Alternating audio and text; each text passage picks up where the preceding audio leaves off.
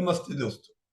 अगर आपने पिछले कुछ हफ्तों में इंडियन स्टॉक मार्केट को क्लोजली ट्रैक किया है तो आपने एक बहुत अजीब ट्रेंड देखा होगा। निफ्टी की टॉप कंपनीज प्रॉफिट वार्निंग्स दे रही है, एक्सेप्शनल आइटम्स के नाम पर करोड़ रुपए का खर्चा दिखा रही है, और हर अर्निंग कॉल में एक वर्ड बार बार सुनाई दे रहा है, लेबर कोड या ग्रेचुइटी। टीसीएस से लेकर एचडीएफसी बैंक तक कॉरपोरेट इंडिया में अकाउंटिंग ब्लडबाथ मचा हुआ है। पर क्या ये कोई डरने वाली बात है, या फिर ये इंडिया की इकोनॉमी का सबसे बड़ा स्ट्रक्चरल शिफ्ट है? मैं हूं आपका host Piyush Patel, profit from it से। और आज हम डिकोड करेंगे the great Indian labour reset. हम समझेंगे कि कैसे 29 पुराने कानून खत्म करके चार नए लेबर कोड्स लाए गए हैं, और क्यों ये 1991 के रिफॉर्म के बाद इंडिया का सबसे बड़ा इकोनॉमिक गेम चेंजर दोस्तों होने वाला है। कैसे?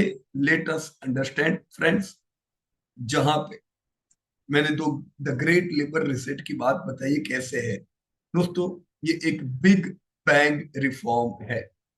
स्लाइड पर देखिए, ये इंडिया का 1991 मूवमेंट है फॉर लेबर। 21 नवंबर 2025 को गवर्नमेंट ने ट्रिगर पुल किया है, और चारों लेबर कोड्स को इंप्लीमेंट कर दिया है, पुराने मिला के चार। दोस्तों, ये इनमें से कई लेबर कोड ऐसे थे जो 1936 से चले आ रहे थे। इन्वेस्टर्स के लिए ये थोड़ा कंफ्यूजिंग हो सकता है, क्योंकि क्वार्टर 3 FY26 के रिजल्ट्स में प्रॉफिट गिरे हैं। पर याद रखिए दोस्तों, ये कोई क्राइसिस नहीं है, ये एक एडमिशन फी है। जिस तरह से दोस्तों, जैसे जीएसटी आने पर शुरुआत में थोड़ा काओस हुआ था, पर बाद में इकोनॉमी फॉर्मुलाइज हुई, ठीक वही यहां हो रहा है। हम कॉम्प्लियंस राज से निकलकर फॉर्मलाइजेशन सुपर साइकिल में दोस्तों एंटर हो रहे हैं।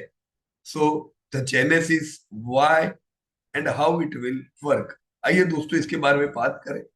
एक है लेगेसी ऑफ लाइसेंस राज। हमें ये रिफॉर्म क्यों चाहिए था? क्योंकि हमारा पुराना सिस्टम आर्केइक था। 1948 के फैक्ट्रीज एक्ट में आज भी ये लिखा था कि फैक्ट्री में कितने स्पिटून्स होने चाहिए।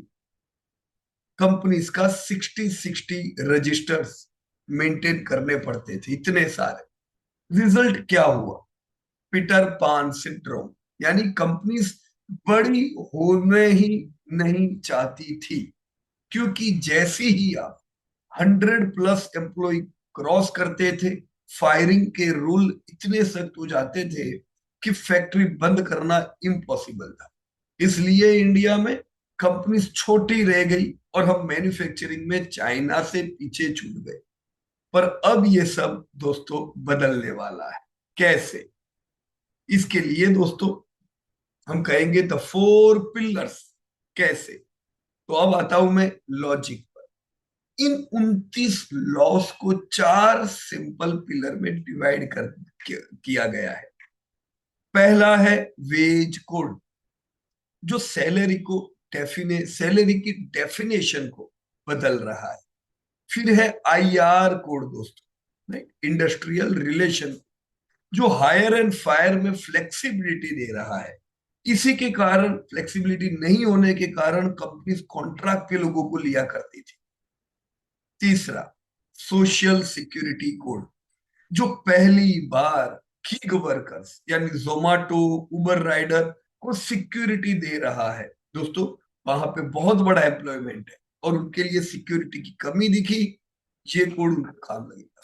और चौथा, OSH कोड, जो वर्कप्लेस सेफ्टी और हेल्थ स्टैंडर्ड को मॉडर्न बना रहा है। इनमें से सबसे बड़ा इंपैक्ट वेज कोड का है, जिसने इन्वेस्टर्स को थोड़ा परेशान किया है। और ये मास, बहुत सारे एम्प्लॉयज, करोड़ों लोग जो जॉब करते हैं, उनके लिए ये बहुत अच्छा है।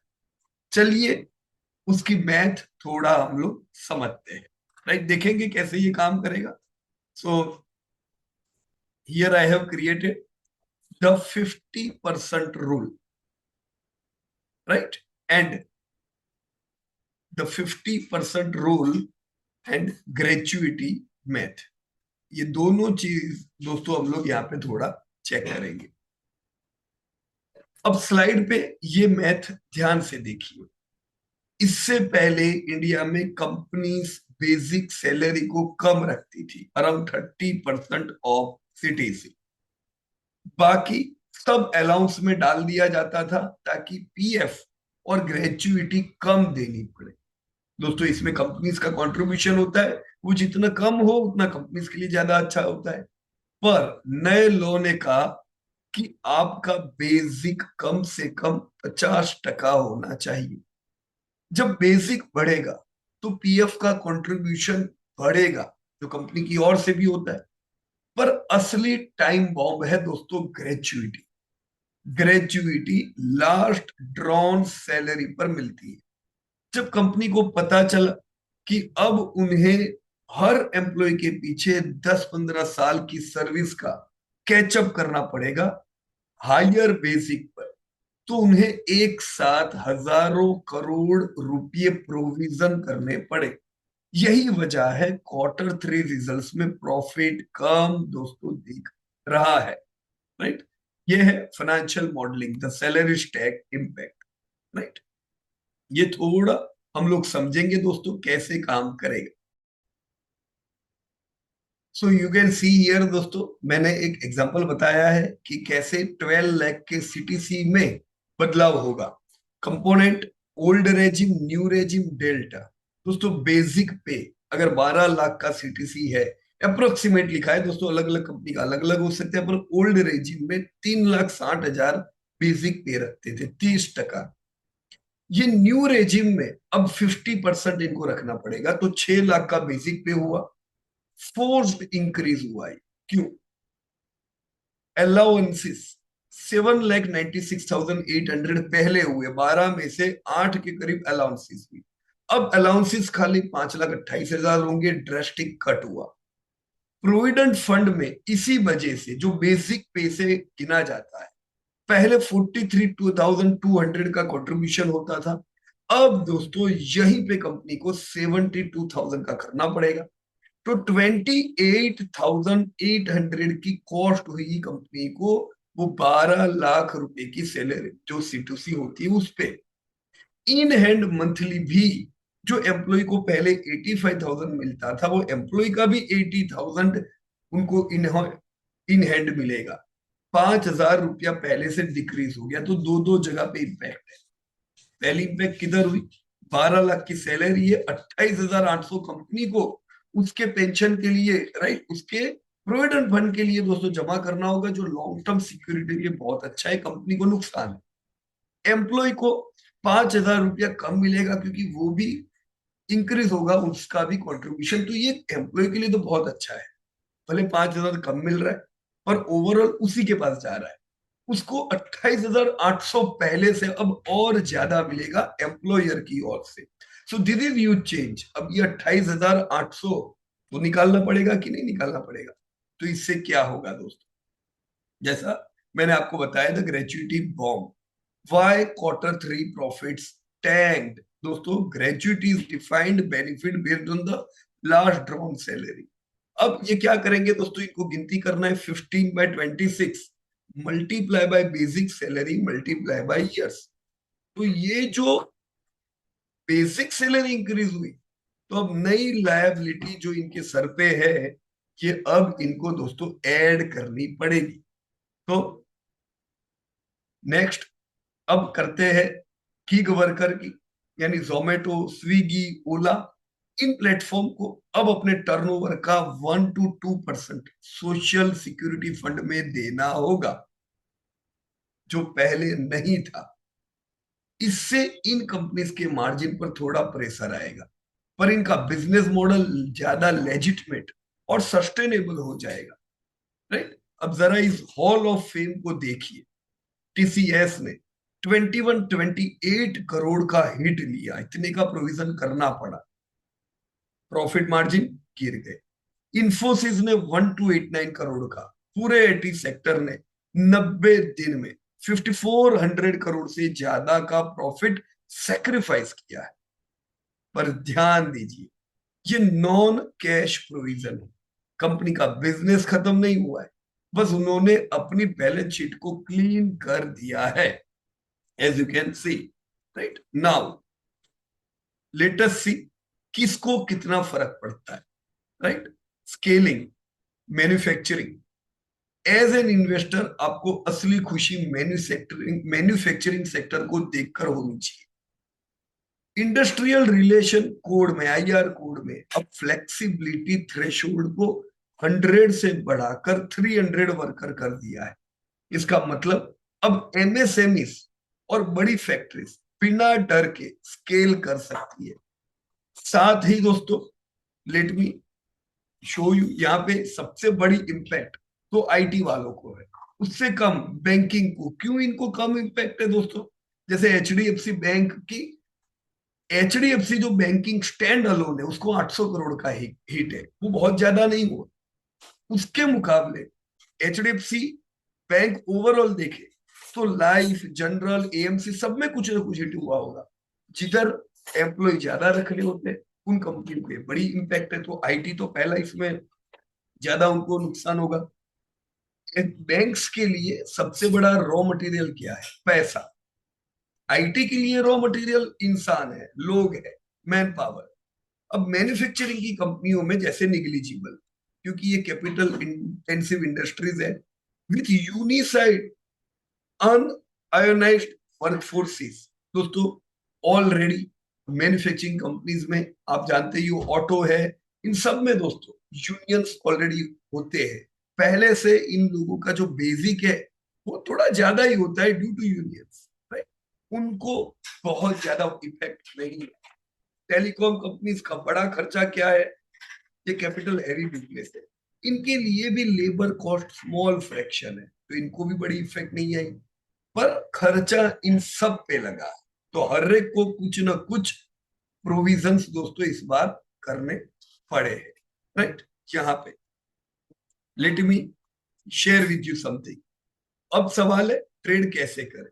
दोस्तों यहाँ पे बाय द डिप, क्यों? टीसीएस, टाटा ईएलएक्सी, जो अभी मैंने ऑलरेडी आपको बताया, एक ही मिनट, या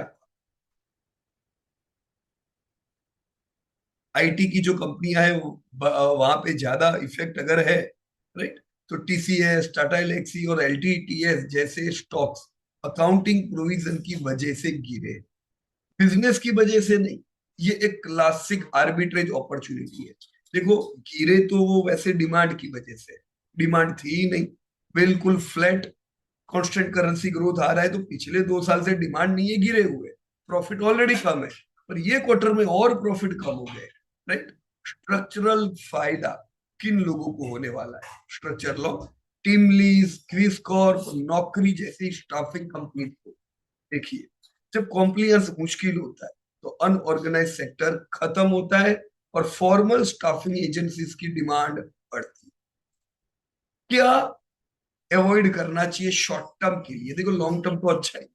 new age platform like Zomato, उन्हें अभी सोशल सिक्योरिटी लेवी को एब्सॉर्ब या पास थ्रू करना होगा, तो मार्जिन वोलाटिलिटी दोस्तों यहाँ पे जबरदस्त रह सकती। राइट, तो मैं कंक्लूजन बताऊं उससे पहले ग्लोबल प्रेसिडेंस दिखना जरूरी है दोस्तों। जैसे हम लोग जानते हैं कि कई रिफॉर्म्स जो एशिया की ही कई अलग अलग कंट्रीज ने किए थे आगे बढ़ने के लिए, जैसे 1978 में चाइना ने रिफॉर्म किए, वो रिफॉर्म की वजह से उनकी मैन्युफैक्चरिंग जबरदस्त बढ़ी। उनकी मैन्युफैक्चरिंग बढ़ी, 2008 में चाइना ने इंप्लीमेंट किया लेबर कॉन्ट्रैक्ट, जिससे इंक्रीज हुआ protection to boost consumption. Right, तो उन्होंने रिफॉर्म पहला तो मैन्युफैक्चरिंग और ईज ऑफ बिजनेस करने की रिफॉर्म तो 1978 में ही किए थे। 1980 के बाद इन्होंने जबरदस्त ग्रोथ करना शुरू किया। राइट, तो आज हम देख रहे हैं वो हमसे कितना आगे निकल गए, ऑलमोस्ट 5 गुना आगे निकल गए। हमने 1992 में जबरदस्त रिफॉर्म किए, मजबूरी में आके रिफॉर्म की, क्योंकि हम दिक्कत में आ गए थे।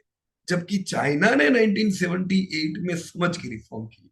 सिमिलर रिफॉर्म आप देखोगे उनसे भी पहले जापान ने की है, ताइवान ने की है, राइट।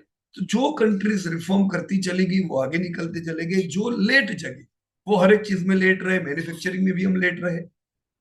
ब्राजील ने 2017 में रिफॉर्म, राइट, नया लॉन्च किया। 2020 में इंडोनेशिया लेके आया ऑम्निबस लॉ। 2025 में दोस्तों India the great reset, neutralising regulatory advantage of evils. 2025 के इन रिफॉर्म से दोस्तों टेक्सटाइल की कंपनियों को भी जबरदस्त फायदा होगा, जो आज बराबर टक्कर है बांग्लादेश पाकिस्तान के साथ, राइट। सो इनके फायदे दोस्तों अब अनेक होंगे। मैंने आप लोगों को ऑलरेडी कुछ डिटेल बताई है। इन शॉर्ट दोस्तों, ज्यादा डिटेल आप देखना चाहते हो, फुल डिटेल मैंने ब्लॉग में लिखी हुई है, यहाँ मैंने कुछ एक्सप्लेन किया। पर इंडिया ने अपना ऑपरेटिंग सिस्टम अपग्रेड कर दिया है, ये हमको समझना है। इंस्टॉल कंप्लीट हो चुका है, बस थोड़ा रिबूट का टाइम।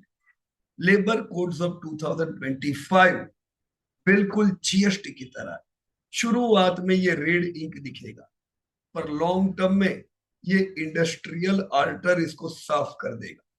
Q3 के रिजल्ट में जो रेड इंक है वो वार्निंग साइन नहीं है, वो कंस्ट्रक्शन इन प्रोग्रेस का दोस्तों साइन है। अगर आपको ये एनालिसिस पसंद आया है तो इस वीडियो को लाइक करें और चैनल को सब्सक्राइब करना बिल्कुल न भूले, ताकि ऐसे इंपॉर्टेंट अपडेट दोस्तों आप लोगों को रेगुलरली मिलते जाए, राइट। सो मिलते हैं दोस्तों अगले एपिसोड में, और रिजल्ट इनकी क्या इम्पैक्ट आती जा रही है ये सब तो हम ऑलरेडी अपडेट करते हैं। So thank you very much and जय हिंद।